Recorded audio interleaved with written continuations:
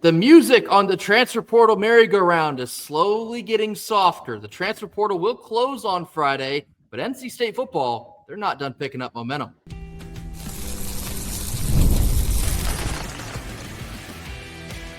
You are Locked On Wolfpack, your daily podcast on the NC State Wolfpack, part of the Locked On Podcast Network, your team every day.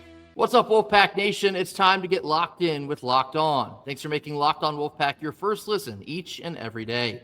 We are free and available wherever you get your podcast and on YouTube, part of the Locked On Podcast Network, the #1 sports podcast network, your team every day. Happy Tuesday to all. As always, I'm Grayson Boone, joined by former Wolfpack defensive tackle Kenton Gibbs. Back in the saddle here on Tuesday. Apologies for a slower start to the week, but we're going to be playing some catch-up here. Y'all know how it goes.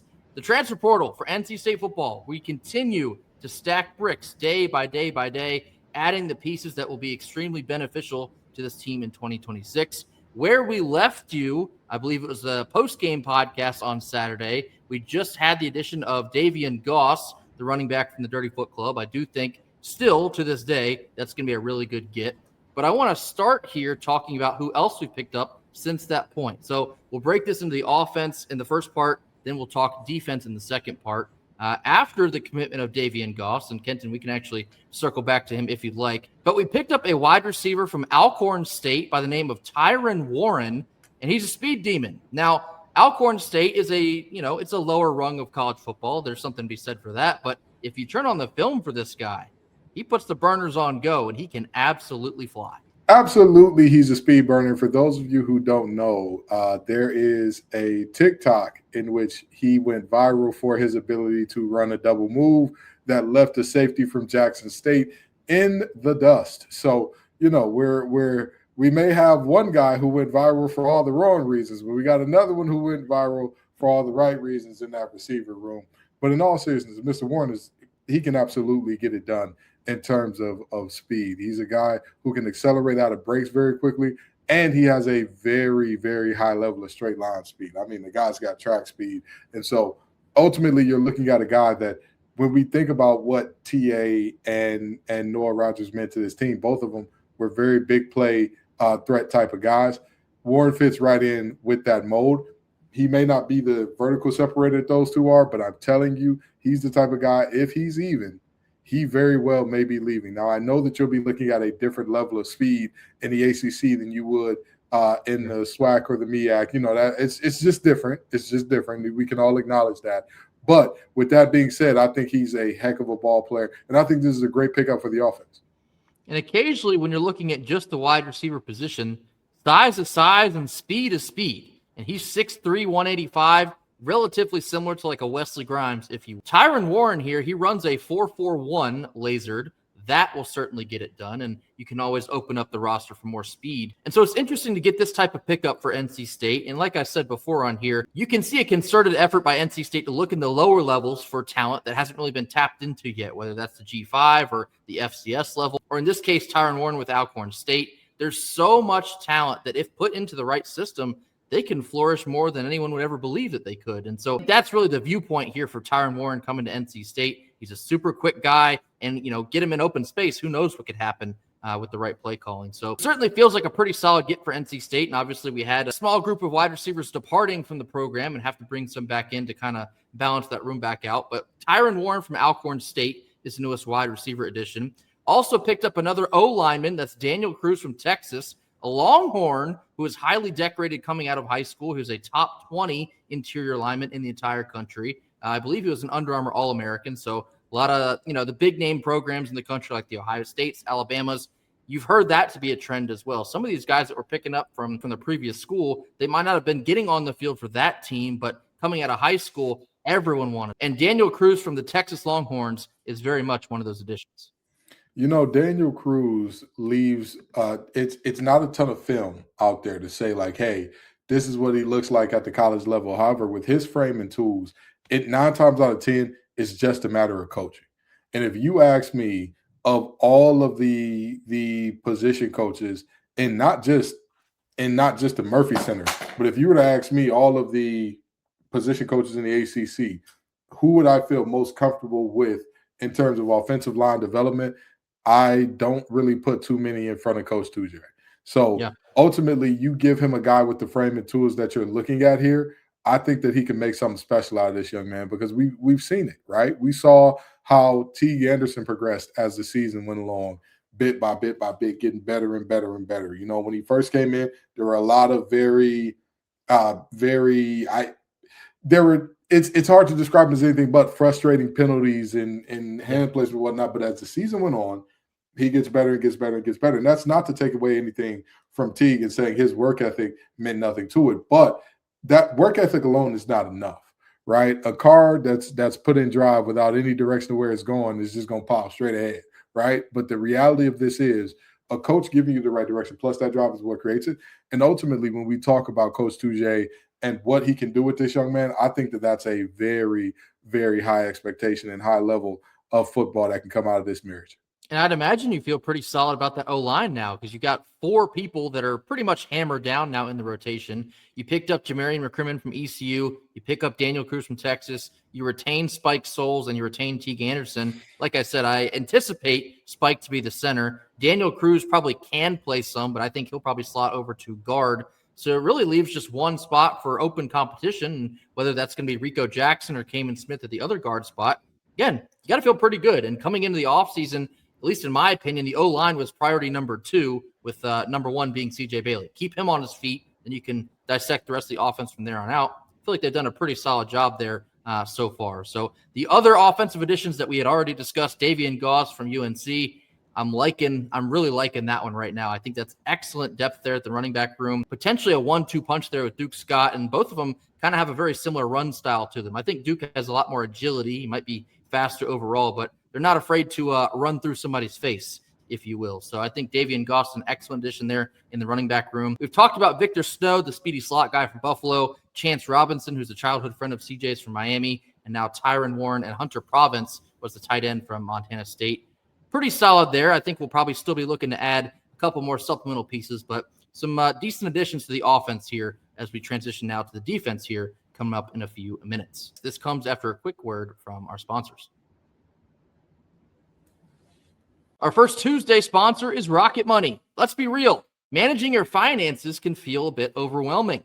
Between all the subscriptions that you forgot about, bills that keep going up, and trying to figure out where the heck all your money's going each month, it's easy to feel like you're losing control. And who has the time these days to track each and every transaction or hunt down those hidden fees? Rocket Money does. This is where Rocket Money will step up to the plate for you. It's a personal finance app that helps you take control. It will find and cancel all of your unwanted subscriptions, monitor your spending, and help you lower your bills so you can help grow your savings. You'll be shocked to find out what Rocket Money can uncover for you, bringing to light the specific subscriptions that you have completely forgot about, and it will save you money. You'll also love how it tracks all of your subscriptions and lets you cancel them right in the convenience of that app. Within just a few taps, there's no more hunting down customer service numbers, no waiting on hold. No, none of that. Rocket Money has got your back.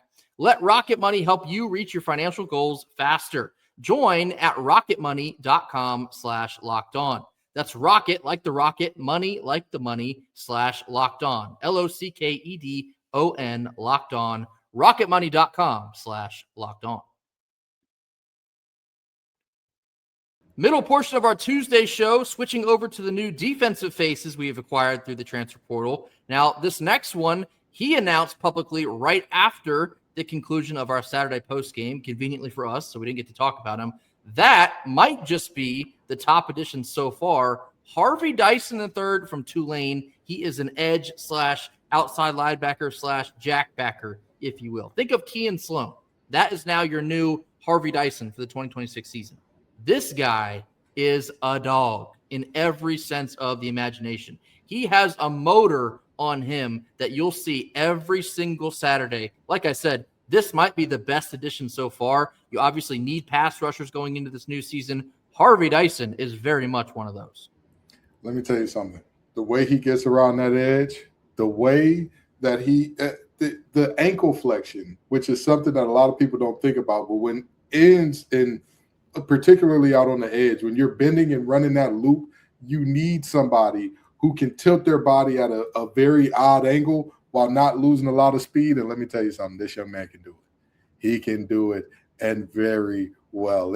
His tape is the type of stuff that gets me to thinking things that I can't say on there without losing our clean rate. You understand? All positive, of course. He is going to be a factor on this defense. I wish that we had both Sloan and Harshback. I really do. Yeah. Because if you threw him into that mix, I would say we're contenders. That puts us in legit contender category, because now you got a full rotation of guys to say, oh, somebody gets hurt, somebody gets a little tired. You still got other guys that can fill in and go at a high level. Nonetheless, this is a hell of a pickup. I mean, it's at the end of the day, Dyson will have all the pass rusher snaps he wants. There's no ifs, ands, or buts about that. Nobody's going to be asking themselves, who else needs to step in there? Now we need to figure out who's the complement to him, who's going to be on that other side, and also who's going to be the depth piece, because this is one heck of a get in the portal. This is a starter, and there's really no question about it. You don't bring this guy to NC State if he's not getting the bulk of all the snaps you could possibly ask for. This is a guy that had 11.5 TFLs this past season for Tulane. He forced 2 fumbles. He was the leader in sacks for the entire AAC with 8. Like I mentioned in our tweet, one of those sacks and forced fumbles came in that CFP game in Oxford against Ole Miss. So he's done it against some of the top competition as well. And extending that point, even if you look through the rest of his stats, he had a sack against Northwestern. That's a P4 school. He had a sack against ECU, a sack against Memphis, a sack against North Texas in the AAC championship. So it looks to me that when the lights have been brightest for Harvey Dyson with Tulane, that's the guy that's been getting it done. So the exact type of player that NC State needed to grab, the exact prototype, the body type, the skill at his position, everything. This is a home run get for NC State. And like I said, he might just end up being one of the most important guys that we get through this entire cycle. So Harvey Dyson is coming to NC State to put on the red and white. Very, very, very big deal. Then the second defensive guy we'll talk about, which was a Tuesday edition, that is Ty White, a DB / corner / safety. You don't really know what he is at this point in time, but he comes from right down the street. He had on that gaudy, awful baby blue color, and he's trading it for some red and white, much like his guy, Davion Gause, former 4-star DB out of high school, and he was recruited to UNC by Tyran Warren, who is currently on NC State's staff. So that's a quick dividend to pay off for you right there. Ty White is putting on the red and white for NC State. Kenton, your thoughts? Here's the thing, right? I've been asked this by a couple folks. Why do we keep going into dirty footland to get their players? There is as much as we like to pretend that stars don't matter in recruiting and all that, they do. Indiana is an aberration like the world has never seen in terms of success without 4 and 5 stars ever since you've had these sites become a big thing and people are making like life-changing money off of following around high school kids. It's an aberration what we're seeing from Indiana. And even with them, you look at a lot of their portal additions, they have a Heisman winner at quarterback. Like that kind of helps you be an aberration there. But for the most part, their recruiting is, they go out and get talented players. The problem is they just leave at 22 the exact same player they were at 18. So if you take the talent, it's a lot like SpongeBob where he said, take the city and move it over here. It's the exact same thing, right? You take the talent and move it to a place that's going to develop those talented players. All of a sudden, you're looking at a very different thing. Remember when the Dirty Foot Club had one of the worst defensive backfields in the nation, and then all those guys transferred elsewhere and all start making plays immediately? And everybody's like, what happened? It's a simple answer, okay? When you are not putting players in position to succeed, there's virtually no amount of talent that will work for you. However, with coaches who understand how to scheme and with development that is happening in a meaningful way, you'll be just fine. So, hey, we all make mistakes in life. We all make bad choices in life. Should we be held to them for forever? Those young men who chose, I get it, right? They probably were there for $2 Tuesdays at the library or something like that. If you know, you know. And they got lost in the sauce. It's all right. It's all right. It's never too late to make the right decision. And that's what this young man did, a lot like his boy Gause. I was going to say, I'll tell you what, this coming a couple days after that quote from Gause was in the media saying, NC State, they're family-oriented over there. They do things with a culture. And then you get another player. Just delicious here. And to your point, a lot of times it's about program fit, not just about the opportunity in itself or where can I get NIL or blah, blah, blah. It's about program fit. How can I develop the most at the next stop that I go to? And for Ty White, it could be at NC State. We're going to have a lot of competition for some of that DB room coming up this fall. And so certainly will be plenty of opportunity for him to break through and become a starter potentially. So we'll see what he can do over here on the right side of the tracks. But yeah, Ty White, welcome to NC State. Welcome to Raleigh. And thank you for putting on the red and white instead of that god-awful color blue. However, Kenton, that kind of leads me into the next part of this discussion. As it stands right now, we have 12 portal commits. Only 4 of those play defense. I've seen the stirring online. Where's our linebackers? Where's our defensive line? Are we not going to get any? Doesn't the portal close on Friday? One last thing. Yes, the portal closes on Friday, but that's just for the underclassmen to enter their name. Portal's not closed for business. You can commit anytime after that, but your name has to be in the portal. And then, of course, the graduate transfers, they live by their own set of rules. They can enter and choose whenever they want. So it's different there. So the portal's not over on Friday, but names have to be in. I say all that to say, NC State right now only has 4 defensive commits. What's your concern level there? I would say about a 3. I'm not really concerned about it because, like Grayson, 3 out of 5 or 3 out of 10? 3 out of 10. 3 out of 10, not 3 out of 5. I would say a 3 out of 10 because at the end of the day, there is more time and plenty of players. I don't think that folks quite understand what we're looking at with the portal right now. There are factually more players in the portal than there are Division I scholars. Yeah. Like and I know what you're thinking. Ken, do you want a guy that doesn't have anywhere else to go? No, I'm not saying that. What I am saying is there will be plenty of talented players that will find elsewhere to go. For example, I just got a call today about Kenny Soares from some of my connects up at Michigan State saying, hey, what type of guy is he? What do you know about him? All that type of stuff. And Grayson and I have been very candid about the fact that if you were to say, was Kenny Soares an impact player on this defense, I would say there were games late. At times, yes. There were games late where he was. But for the most part, I wouldn't say, hey, that's the dude. He's the guy to watch every single game. He'll be there. And so with that in mind, and I'm not saying, oh, we need to be competing at the level of Michigan State. Let's make that very clear right now. Not saying that. What I am saying is there are plenty of players that are still quality in the portal. A lot like Grayson alluded to in the beginning of the show, right? When he was talking about the title sponsors and whatnot, this is a game of musical chairs. It's not just about, oh, I got to go snatch and grab and the top guys are – take your time. Take your time. It is more important to have scheme fit. It is more important to have guys who are bought into what you are what the vision is than it is to go get top guys right away, okay? Because how many top guys have we seen did not have the same type of year that they did the year before? If you look at the top 5 guys from the portal last year, not a single one of them was statistically better than they were. Actually, no, I believe one of the 5 was statistically better than they were last year.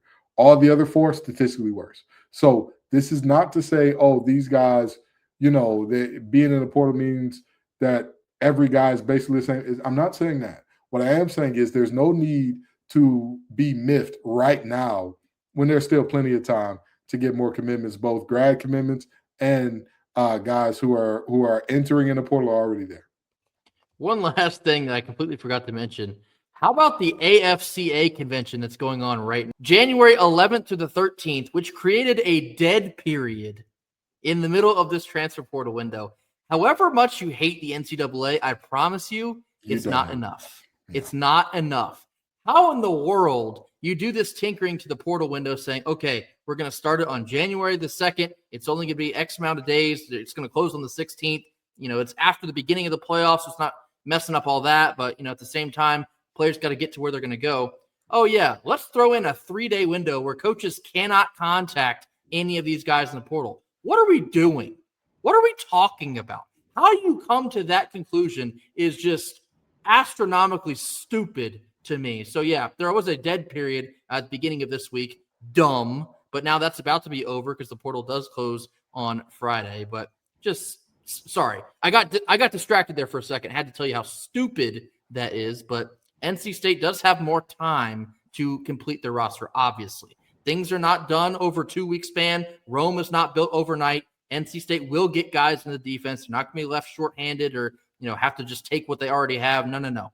They will find the talent. There is still time. And so I don't think you should be overly concerned about what we do or do not have. Now, that being said, I do think the focus moving forward should almost be like entirely on the defense. Not quite entirely, but very strongly committed to picking up defenders, because the defensive line, they still need work. The linebacking room, it still needs work. And so I think there's a lot of rightful worry in that corner, but I would not be hitting any alarm bells, not panicking, none of that. There's still plenty of time to figure it out. Again, NC State's in the same boat as many, like 300 other schools talking about looking in the portal and still trying to find what they need. So don't think we're getting left in the dust. Don't think it's over for us. We will be fine. So 12 portal commits so far. I think we've already addressed some of the needs that were very important for this team. And to be quite honest with you, I think we've done a pretty damn good job in doing so. So welcome to the new faces on both offense and defense. We're chugging along. We're picking up more momentum, and I'm feeling pretty good about where this roster currently stands. Now,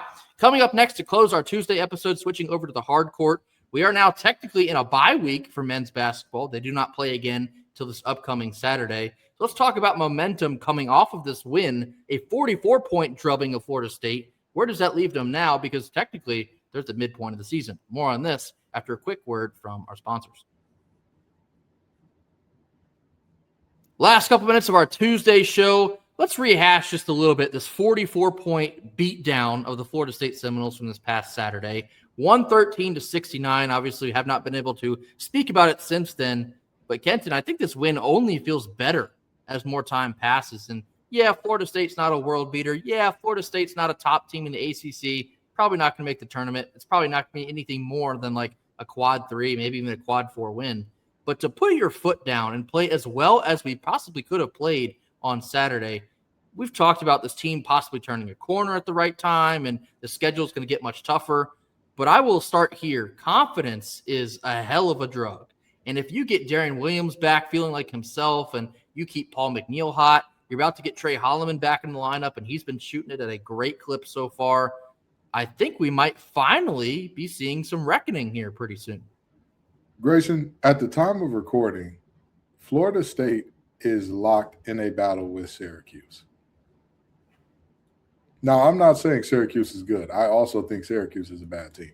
They're pretty but mid, what I'm saying is they're mid. I was just about to say that. I wouldn't say bad. I think they're mid. I think they're They're a mid team. They've had some high highs. I believe they beat Tennessee already this year. They've had some low lows. They lost to Stetson or somebody along those lines. So, this is they've had some games. It balances each other out. But with that being said, this Florida State team, I mean, they've shown that they can play up to some opponents. But here's the reality: we need to see certain things happen so that, like Will Wade said, we're no longer relying on hope. Yeah, we're no longer relying on, hey, hopefully this guy goes for 40. Hopefully this guy goes for 40. We need more balance, and we need things that transfer and that go in and last in terms of what this team does well. The reality is we got the Ebenezer Dewana Cup coming up, going to play Georgia Tech here in a little bit, and that game is going to be important. You know why? Because we have another ranked team for the first time since, I believe, our last loss, which was against Virginia. We've got another ranked team coming through here. And so at this point in time, you need to continue this momentum. You need to continue and show, okay, we're rolling in the right direction. And like we talked about, and like Will Wade said, the seal on beating good teams will break, but this team has to do stuff to make it break. You can't have games like Boston College where, you kind of let them hang around for much too long, but eventually you just over-talented them. That Clemson team plays very cohesive basketball. And they have poked fun at our style of basketball in the past, if you will. Yeah. So it's time to, once again, in this Georgia Tech game, keep the momentum rolling so that you're prepared to beat a well-coached Clemson team, so that you're ready to whoop up on Will Wade's alma mater, so that you can go in and get your first ranked win of the season. But hear me and hear me out very well. I believe very strongly, extremely strongly, if this team does not come into the Georgia Tech game in the right way and lets Damon Stoudemire's crew come away with a shocking upset, I don't think there's a chance they beat Clemson. But if they win that game, you're putting yourself in good position for a win and a run at Clemson. Yeah, it's the snowball effect. And we talk about it a lot in football. It very much applies to basketball as well. You can very quickly let one loss turn into two losses, into 3 and 4, and so on.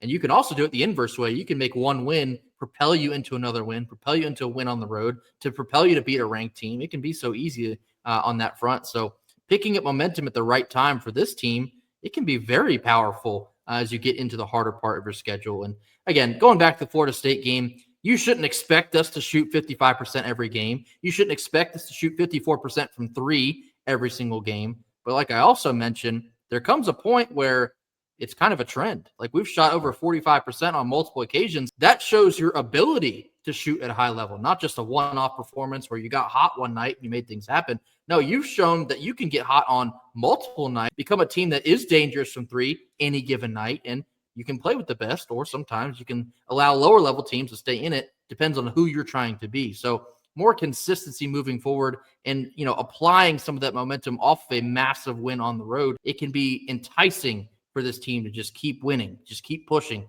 keep stacking bricks, keep stacking days. Suddenly you look up and, oh, what's that? Are we in the top 4 in the ACC?